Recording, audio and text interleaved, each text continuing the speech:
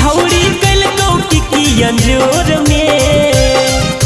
करके बियाह गेने के छौड़ी कल गौकी की अंजोर में चुमल मोह कठार में भातारा मारो है भोर में चुमल मोह कठार में भातारा मारो है भोर में सहू ही कैसे दर दिया छौड़ी बथो हमें पोरे पोर में सहू ही कैसे दर दिया छौड़ी बथो हमें पोरे पोर में अरे कोते है अखिया लार में भातारा मारो है भोर में कोते है अखिया लार में भातारा मारो है भोर में ओए मां भातारा मारो है भोर में चुमल मोह कठार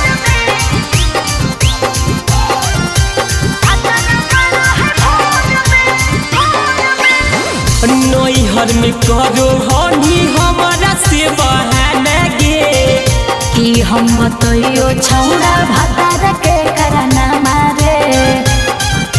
हे गे नैहर में करो हनी हमारा से बहाना गे कि हम बतइयो छौड़ा भातार के करना मारे हाली सटाबो हो हाथा की गोला फसाबो हो तोरो गोल में खाली सटाबो हो हाथा की गोला फसाबो हो तोरो गोल में चुमल मोह कठार में भातारा मारो है भोर में चुमल मोह कठार में भातारा मारो है भोर में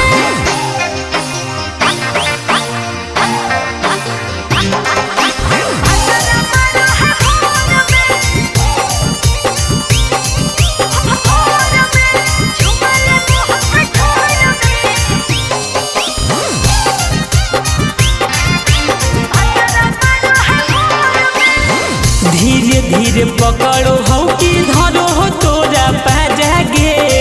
देवो हक साजा माजा मारो है दशरथ राजा रे